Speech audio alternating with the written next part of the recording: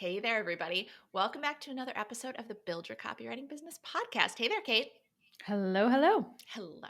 Okay, so today we're going to talk about one key tactic to set yourself apart from your copywriting competition. Now, the good news is that there are very few copywriters that are actually doing this. So you don't actually have a ton of quality competition. But the bad news, or at least maybe the more realistic news, is that, yeah, there are other copywriters out there. But this tactic is something that we teach our students to use and to evolve in their careers. And it's a tactic that we are going to teach all of you guys here today. Woohoo. Woohoo. And comprehensive copywriting students, if you are listening and you participated in Pitchapalooza, this is coming right on the heels of Pitchapalooza. So if you didn't get a chance to work on this tactic, which I suppose we should say what it is, you now have a chance. If you haven't done it as part of Pitchapalooza, definitely listen to this, go on your dashboard, listen to all the Pitchapalooza videos and do it.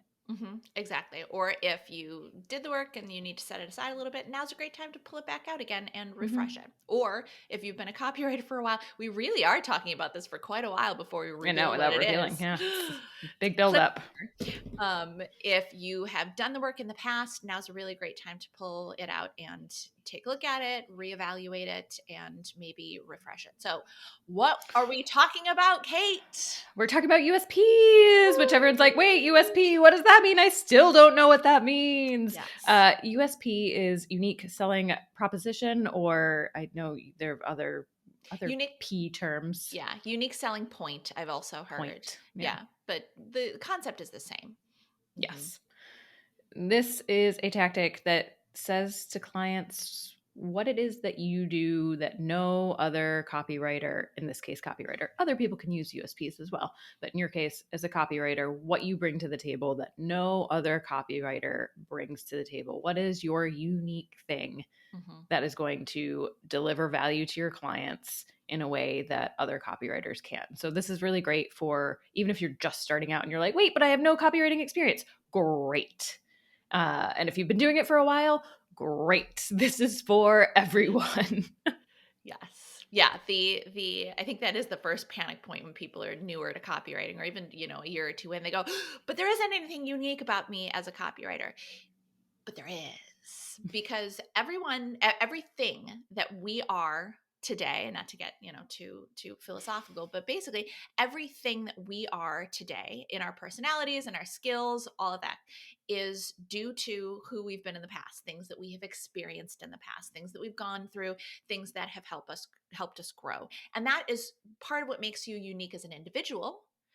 And so that's also part of what makes you unique as a copywriter. So when we talk about your USP, and we'll give you the full formula in just a second, but when we talk about that, we're actually, especially for new copywriters, what we're going to have you look at is some of the experiences you've had before you were a copywriter that have made you a unique person, and as such have made you a unique copywriter. Yeah. So pause if you have to, if you're listening or watching, get out your pen and paper, your note app on your phone, wherever you want to take down notes. But that's really the first step, is to start brainstorming what you've done in the past. It could be past jobs, it could be past hobbies, it could be present hobbies, it could be places you've been, people you've met, things you've done. Really put it all out there, because I think that's when people are like, nothing's unique about me. I'm just a regular old human doing regular old things. None of us have actually taken the time to sit down and do this exercise. And maybe it feels weird. Maybe it doesn't feel like anything is unique, but put it all out there. And obviously, CCA students, you have the group to kind of get feedback and weigh in on. And you'll probably have 10, 12, 20 people say, yes, that is unique. None of us have done that, or whatever it is. Well, and also your experiences don't even necessarily have to be unique. You could find, and we'll talk about again, I feel like we're a lot of buildup. We'll talk about the formula in just a moment, but your most salient point may come from the fact that you have been raising kids for the past 10 years. It doesn't necessarily, yes, it's great if it can be something that is a little bit different, but if what you have learned most in your life has come from raising kids, or maybe you worked as a social worker in your previous career, or yes, maybe you were a lion tamer, maybe it is something a little bit more unique. But don't discount things as you're making this list of experiences. Don't discount things just because, oh, I know other people have done that. I mean, the world has 8 billion people in it. Good luck finding something. Even lion tamers, there are probably the many thousands of lion tamers in the world. That might be a slight exaggeration, but still, what I'm saying is, even lion taming is not completely unique. So make that full list, and don't discount anything. Now is not the time. This is Mm-hmm. just a full brainstorm list. Well, and to your point, that point, as you're brainstorming, what are the insights that you've received or experienced from each of those things? So, to your point, being a parent, there are lots of parents that are copywriters, sure. But what are some of your takeaways from being a parent? And what are the things that you've learned and the experience that you've gained? And so make that part of your brainstorm as well for each of the things that you're writing down. Exactly. Because step 2 is to figure out what traits you have developed as in each of these experiences. Parenting, for example, it may be patience. It may be the ability to figure out the deeper desires of tiny little people who are not actually able to tell you what they want, but you have learned how to figure out exactly what they want or what they're thinking. Or, you get any them to number. clean their rooms because you're savvy at convincing them of the benefit of cleaning their room or eating their vegetables. Exactly. Or, lion taming, you have learned. And again, you're just looking to come up with the traits. That's all we're doing in step 2. So in lion taming, you may have learned how to put on a really exciting show, how to entertain an audience, but so for each How to of not get mauled by a not get lion. mauled, which doesn't come up very often in copywriting, but I'm not going to say it's never going to come up. Um, so for each one of the experiences that you've written down, write down a few traits that you have developed because of those experiences. And so part 3 is really how this skill trait makes you a better copywriter, how it's going to allow you to deliver value to your clients in a way that other copywriters are not going to deliver value. Exactly. So, if you have learned to uncover the deep desires in the tiny people that you have parented in, that trait helps you uncover the deep desires of target audiences who maybe haven't even discovered that they have that desire for themselves, and that makes your copy especially effective. Or if you're a lion tamer and the trait is how to put on a really fantastic show, maybe that has to do with your skill as a copywriter to create copy. Clearly this is all off the top of our heads, but we will have examples in a moment. We do have examples. We do have examples. But how to create copy that really catches people's attention and keeps them enthralled all the way through to the end. I pulled that one together. I was a little worried I wasn't going to be able to pull that one together.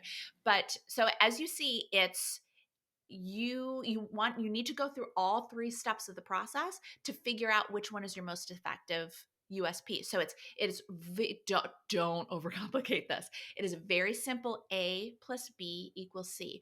One experience in the past that gave you one trait. You will notice my emphasis on one. We'll come back to that in just a moment. So one experience that gave you one trait equals what makes you one way that you are uniquely skilled as a copywriter.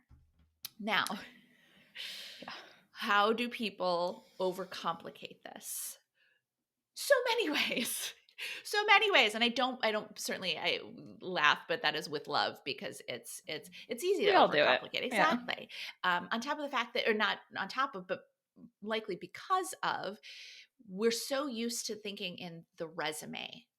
Hmm. We're so used to thinking in terms of resumes, right? Where you have to pack in as much as possible and pack in as many words, and that is not at all what your USP is about. Your USP is not the place where you want to tell people all of your experience and everything you've ever done and all of the traits you have developed. That is not at all what your USP is. Your USP is one single point, one simple single point that sets you apart and that is memorable and kind of hooks in your potential client as they read it.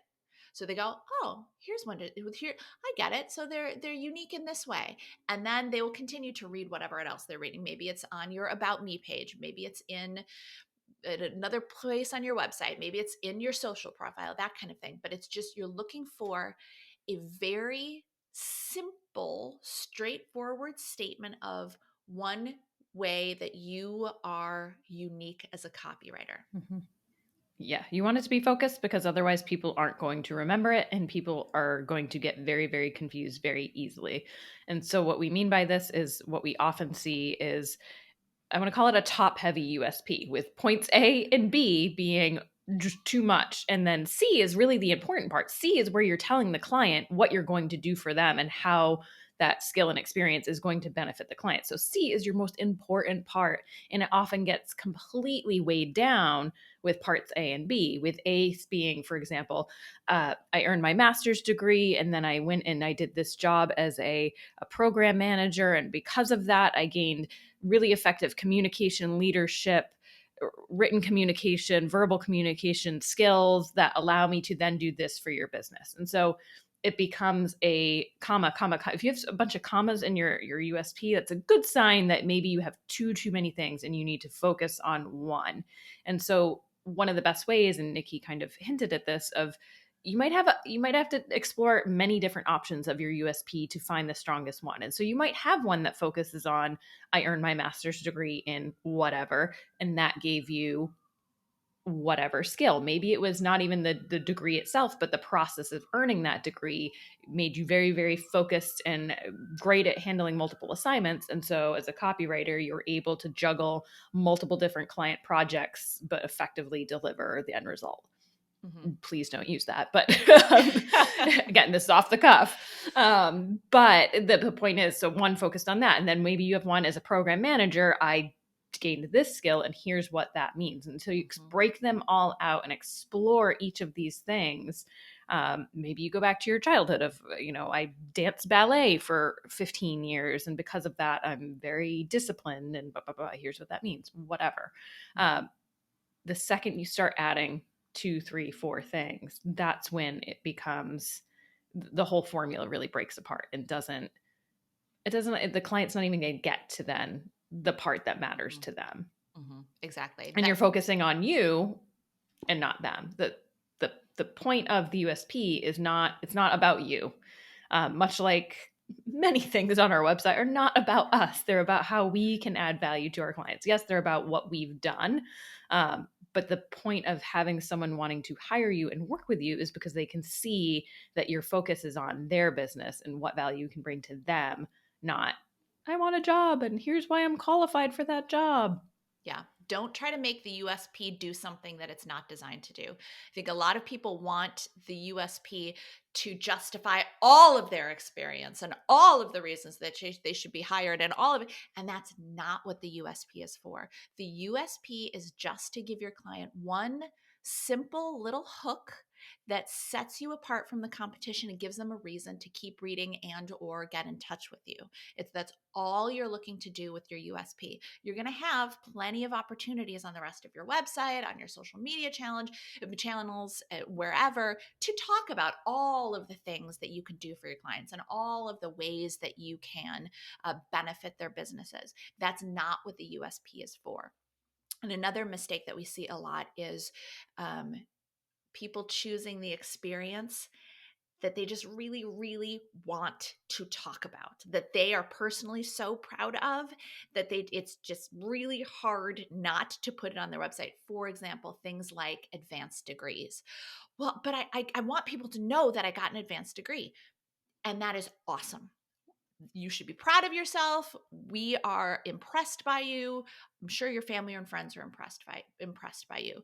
But if that advanced degree doesn't have anything to do with copywriting and the traits you develop through that advanced degree don't make you a uniquely skilled copywriter, or even just that's not your best USP out of all of the ones you've explored, then it doesn't make sense to put it on your website. And I know that is painful sometimes. I know it took a lot of work to get your master's or your PhD or something like that. But if that is not your most compelling USP, then you should not make it your USP. And I say most compelling because obviously, as we're talking, create a bunch of different versions and evaluate them against each other. And CCA students, you know that the best place to get feedback is in the Facebook group. You can get feedback right away from students and from our coaches and from us.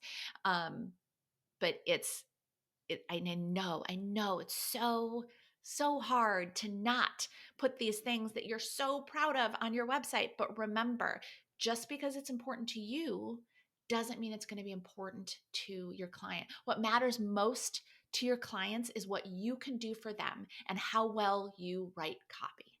So it might be, hey, go ahead and write USP versions of based on all of these amazing things that you've done.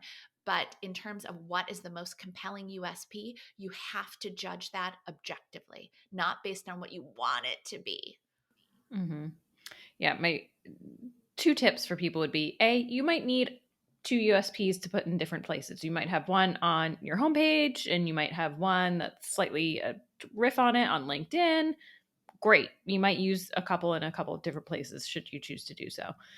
The other thing is, if there's things like you want to let people know about your master's degree, and I get it, spend a lot of money, put it at the bottom of your about page in like a fun facts about you section. Because this, again, CCA students know the about page isn't about you. We won't get into that here. We will link in our show notes to, we have a post on that about pages, but you want that to be, if you really, really want to put it on there, you want it after all of the other good information, again, that's about the client, not about you. Exactly. So keep it simple. A plus B equals C. It should just be a simple hook. Now, should we read a couple I was going of to say some examples. Yes. And we should caveat this with, please do not use these. These are real student examples. And granted, obviously, a lot of them, you're not going to have the same experience, so you can't. But really do the due diligence of digging in and really figuring out what traits you've gained from all of your own experiences, because you will come up with something of your own that's a twist, or just the word choices you use. And it's going to be hard. It's not going to be easy. So, and it should take you time, and it should take you sleep on it. It's going to take you days, not days of doing it for 8 hours. Please don't do that. That's drive anyone up a wall. But you want to give yourself time and space to be like, oh yeah, and now I remembered this. And it's going to take a minute. Yeah, exactly. Yes. To Kate's point, don't copy these. You are a writer and you need to be able to write your own stuff. But we provide these for inspiration and to illustrate the points that we've been making about keeping it simple. So the first one, again, this is one of my favorites, and one that certainly no one can probably copy. But as a former missile launch officer in the U.S. Air Force, I use a methodical, disciplined approach to writing that hones in on your target customers' needs, delivering powerful effects for your business. My medium of choice, once nuclear weapons, is now explosive copy. Ooh, that's good. So good. Well, and now that one was clever. In addition to being effective, yes. Yours does not have to be clever. It's okay. True. It can be just very simple and straightforward. And you'll see that in these next ones as well. Yeah. So obviously, hones in. So using that language of a missile, honing in, explosive, tying that to the copy, explosive copy, exactly. So the next one, as a former international aid worker and lifelong extrovert, I know how to build strong relationships that transcend social and cultural barriers. I'll craft compelling, relatable copy that will strengthen your bonds with existing customers and take you from stranger to trusted friend with new prospects. Mm-hmm. And so even that one, I would say, international aid worker and lifelong extrovert, this one works. Those are two things, and they relate to that trait of how to build strong relationships. So you could even take out the say edit extrovert this part. here. Totally. Exactly. Or say as a extroverted international aid worker, Mm-hmm. and that simplifies it and focuses it a little bit more. Mm-hmm. And then finally, as a nonprofit leader, I learned exactly how to inspire people to invest in lasting solutions for their community. I bring that expertise into copywriting, helping people connect with your business and invest in the solutions you offer. Right? Very straightforward. It's not packing in a ton of stuff. And it's also not a background that's totally out of the realm of, or I should say that's totally completely unique. There are millions of people who work in nonprofits, but the way that this person chose the traits and crafted this piece of copy makes that unique trait and their unique skill as a copywriter very compelling. And again, we're not looking to include everything that they're good at as a copywriter. This is just one thing. It's one thing to catch your potential clients' attention. And because they're simple, it will help clients remember them. Mm-hmm.